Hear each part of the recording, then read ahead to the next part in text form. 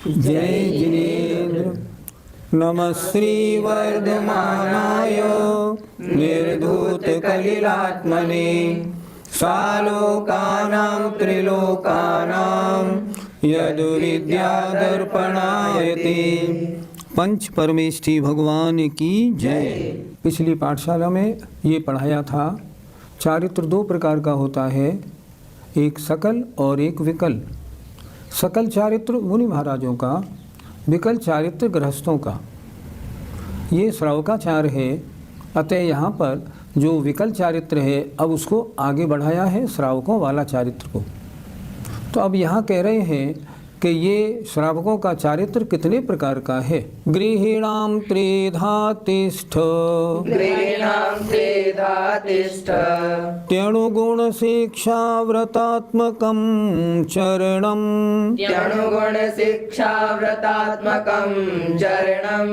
पंचत्रिचतुर्भेदं त्रयं यथा संख्यमाख्यातं यथा संख्यमाख्यातम्। बोलिए। गृहीणां त्रेधा तिष्ठ त्यणुगुण शिक्षा व्रतात्मकं चरणं पंचत्रिचतुर्भेदं त्रयं यथा संख्यमाख्यातम्। गृहिणाम गृहस्थियों का, श्रावकों का, त्रेधा तीन प्रकार का, तिष्ठति होता है, चरणम चारित्र। गृहस्थियों का चारित्र त्रेधा तीन प्रकार का तिष्ठति होता है। कौन कौन सा देखिए। यहाँ तिष्ठति में ये चला गया, यहाँ आया अणुव्रत, गुणव्रत और शिक्षा व्रतात्मक अर्थात शिक्षाव्रत रूप। फिर देखें, गृहस्थियों का चरणम माने चारित्र त्रेधा तीन प्रकार का तिष्ठति होता है, अणुव्रत रूप, गुणव्रत रूप और शिक्षाव्रत रूप। इनके भेद कितने कितने हैं? 5, 3 और 4 भेद हैं। पंच त्रि चतुर्भेदम, इनके 5, 3 और 4 भेद हैं। त्रयम इन तीनों के, यथा संख्य क्रम से, अणु गुण शिक्षा। अणु 5, गुण 3, शिक्षाव्रत 4। इन तीनों के यथा संख्य माने क्रम से आख्यातम कहे गए हैं। पंडित जी, 5 अणुव्रत कौन कौन से हैं? अहिंसाणुव्रत, सत्याणुव्रत, अचौर्याणुव्रत, ब्रह्मचर्याणुव्रत और परिग्रह परमाणुव्रत। अणुव्रत 5 प्रकार के हैं, अर्थात पांचों पापों का एक देश कहो या स्थूल रूप से कहो छोड़ना, इसका नाम अणुव्रत है। अब जैसे अहिंसाणुव्रत, मैं त्रस्त जीवों की हिंसा का त्याग करता हूँ, स्थावर जीवों की हिंसा को कम से कम करने की कोशिश करता हूँ, ये अहिंसाणुव्रत हुआ। छेड़ालाकार ने लिखा है, त्रस हिंसा को त्याग वृथा थावर न संहारे, ये अहिंसाणुव्रत। सत्याणुव्रत, मैं झूठ बोलने का पूरा त्याग नहीं कर पा रहा हूँ, इसलिए स्थूल मोटी झूठ नहीं बोलूँगा, ऐसी नहीं बोलूँगा जो झूठ बहुत नुकसानदायक किसी के लिए सिद्ध हो जाए। छेड़ाले में क्या लिखा? पर वधकार कठोर निंद्य नहीं वयन उचारे, दूसरे का घात करने वाले कठोर निंदनीय वचन नहीं बोलता। होता क्या है वास्तव में, जब सम्यक दर्शन होता है तब जीव में 4 गुण प्रकट हो जाते हैं। प्रशम, कषायों की मंदता।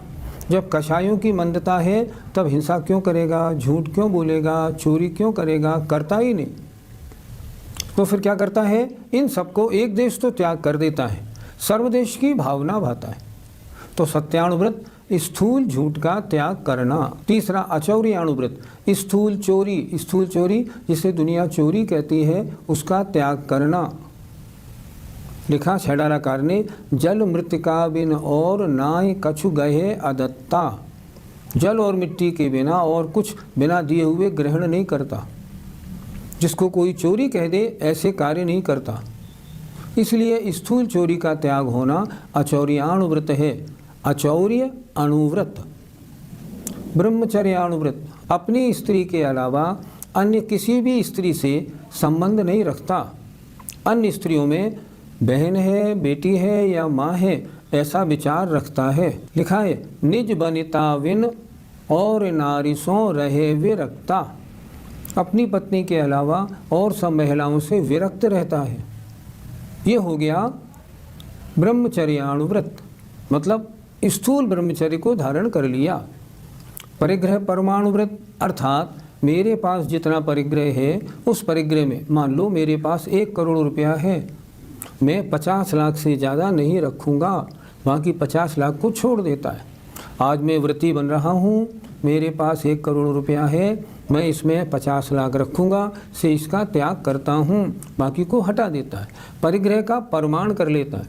लेकिन अभी 50 लाख तो रखे ना, इसलिए परिग्रह का त्याग एक देश हुआ, सर्वदेश नहीं हुआ। क्या कहलाया? परिग्रह परमाणुव्रत। अपनी शक्ति विचार परिग्रह थोड़ो राखे। अपनी शक्ति को विचार करके थोड़ा परिग्रह रखता है, शेष की वांछा नहीं करता।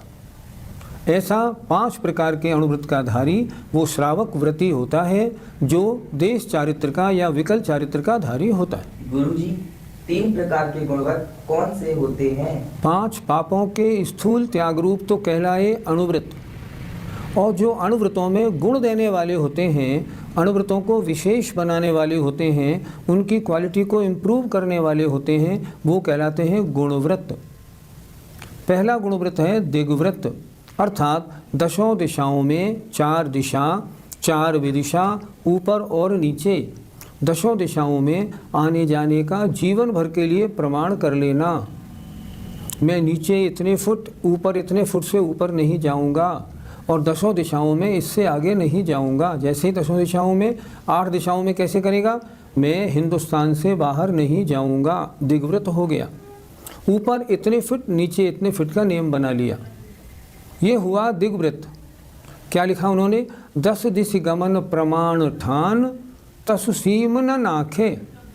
10 दिशाओं में आने जाने का प्रमाण बना लिया, अब उनकी सीमाओं का उल्लंघन नहीं करता। देशव्रत, दिग्व्रत तो लिया था सारे जीवन के लिए, अब देशव्रत होता है उसी व्रत में से थोड़ा छोटा कर लिया और कुछ समय के लिए कर लिया। जैसे मैं 10 लक्षण पर्व में सांगानेर से बाहर नहीं जाऊंगा, ये हो गया देशव्रत।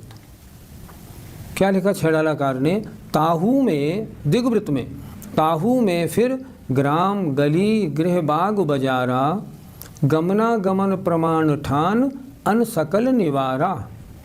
मैं इस गली तक, इस ग्राम तक जाऊंगा 7 दिन के लिए, 2 दिन, 5 दिन, 10 दिन, भादों के महीने, बस। बड़ा दिग्व्रत नियम जीवन भर का, देशव्रत नियम कुछ समय का, और देश दिग्व्रत से छोटा, दिग्व्रत के अंदर। ये हुआ देशव्रत। अब आया अनर्थ दंडव्रत। अनर्थ दंडव्रत, कुछ कार्य ऐसे होते हैं जिससे अपना तो कोई मतलब बने नहीं और पाप का बंध हो ही जाए। अनर्थ दंड, बिना मतलब के पेनल्टी लगे, बिना मतलब के कर्मों का आश्रव पापाश्रव हो जाए, ऐसे कार्यों को छोड़ देता है। ऐसे अनर्थ दंड 5 प्रकार के होते हैं। पहला होता है प्रमादचर्या। छेड़ाला के हिसाब से चलेंगे तो आपको बहुत अच्छी तरह समझ में आएगा। काहू, पहला हुआ अपध्यान। काहू की धन हानि किसी जय हार न चिंते। किसी की जय हो, किसी की हानि हो, किसी की हार हो जाए, इस बारे में चिंतवन नहीं करता। अपध्यान नाम का अनर्थ दंड है, इसको छोड़ देता है। देय न सो उपदेश होय अघ वनिज कृषिते। किसी को ऐसे व्यापार खेती आदि का उपदेश नहीं देता जिसमें जीव हिंसा बहुत होती है और अपने को पाप लगता है। क्या कहलाता है? पापोपदेश। कर प्रमाद जल भूमि वृक्ष पावक न विराधे। जमीन, अग्नि, पेड़ पौधे, फल फूल, बत्ती प्रमाद करके यूं ही नष्ट नहीं करता। पेड़ के नीचे खड़ा है, पत्तियां तोड़ने लगा। कर प्रमाद जल भूमि वृक्ष पावक न विराधे। प्रमादचर्या, इसको भी छोड़ देता है। असि धनु हल हिंसोपकरण नहीं दे यश लाधे। किसी को हिंसा करने के उपकरण नहीं देता। आपके पास पिस्तौल है, हाँ है ले जाओ, नहीं ऐसा नहीं देता। क्यों? क्योंकि वो दूसरे के द्वारा की जाने वाली हिंसा में कारण है, ऐसा नहीं करता। यह है हिंसादान, इससे बचता है।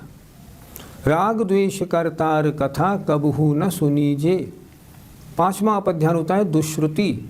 राग द्वेष को करने वाली कथाओं को कभी नहीं सुनता, पिक्चर कभी नहीं देखता, उपन्यास ऐसे इधर उधर के कभी नहीं पढ़ता।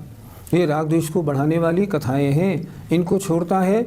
दुष्श्रुति नाम का अनर्थ दंड है, इसका भी त्याग करता है। इस प्रकार 5 प्रकार के अनर्थ दंडों का त्याग करने वाला, अनर्थ दंड का त्याग करने वाला होने के कारण वो अनर्थ दंड त्यागवृत्ति हो जाता है। इस प्रकार 3 गुणव्रत हुए, दिग्व्रत, देशव्रत और अनर्थ दंड व्रत। पंडित जी, 4 प्रकार के शिक्षा व्रत होते हैं, इनके बारे में हमें और समझा दीजिए। पहला सामायिक शिक्षा व्रत, सुबह और दोपहर, या सुबह दोपहर और शाम, या सुबह और शाम 2 बार वह नियमित रूप से सामायिक करता है। सामायिक में आत्मचिंतन करता है। सामायिक का काल कम से कम 1 मुहूर्त, इससे ज़्यादा बने तो बने। इससे क्या होता है, ये 4 शिक्षाव्रत इसको आगे बढ़ने वाली, मुनि बनने की शिक्षा देते हैं। आगे बढ़ो, इसलिए कहलाते हैं शिक्षाव्रत। दूसरा प्रोष्ठोपवास व्रत, अर्थात अष्टमी और चतुर्दशी को प्रोष्ठोपवास रखता है। या तो एकासन रखता है, या उपवास रखता है, या प्रोषद और उपवास दोनों करता है।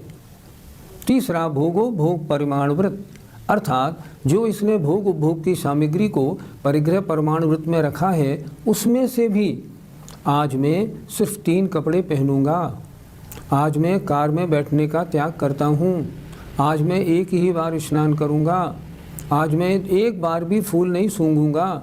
इस तरह 17 प्रकार के नियम रोज लेता है। इसका नाम है भोगोपभोग परिमाण व्रत।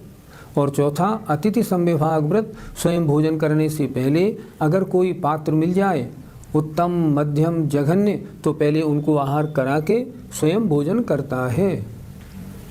ऐसा अतिथि संविभाग व्रत का धारी वह श्रावक होता है। इस प्रकार ये 4 शिक्षाव्रत हुए। श्रावक का जो चारित्र है वो 12 प्रकार का है। अगर कोई श्रावक चारित्रवान है तो उसको 5 अणुव्रत, 3 गुणव्रत और 4 शिक्षाव्रत को धारण करना चाहिए। प्राणातिपात विथथ, प्राणातिपात विथथ, व्याहारस्तेय काम मूर्छाभ्यः, व्याहारस्तेय काम मूर्छाभ्यः, स्थूलेभ्य पापेभ्यो, स्थूलेभ्यः पापेभ्यो, व्युपरमण मनोव्रतं भवति। व्युपरमण मनोव्रतं भवति। बोलिए, प्राणातिपात वितथ, व्याहारस्तेय काम मोक्षाभ्य, स्थूलेभ्य पापेभ्यो, व्युपरमण मनोव्रतं भवति। प्राणातिपात, प्राण अतिपात, प्राणों का घात करना। 5 अणुव्रत कौन कौन से हैं? पहला हिंसा पाप, और वितथो व्याहार। वितथो माने असत्य, व्याहार माने बोलना, झूठ। तीसरा स्तेय, चोरी। काम, कुशील। और मूर्छाभ्य माने परिग्रह। इन स्थूलेभ्य पापेभ्यो, इन पाप स्थूल पापों से, ये जो 5 बताए, हिंसा, झूठ, चोरी, कुशील, परिग्रह, इन पाप स्थूल पापों से व्यपुरमणम, छोड़ देना, अणुव्रतम भवति, अणुव्रत होता है। पंडित जी, 5 पापों में सबसे बड़ा पाप किसे माना जाए? 5 पापों में सबसे बड़ा पाप हिंसा।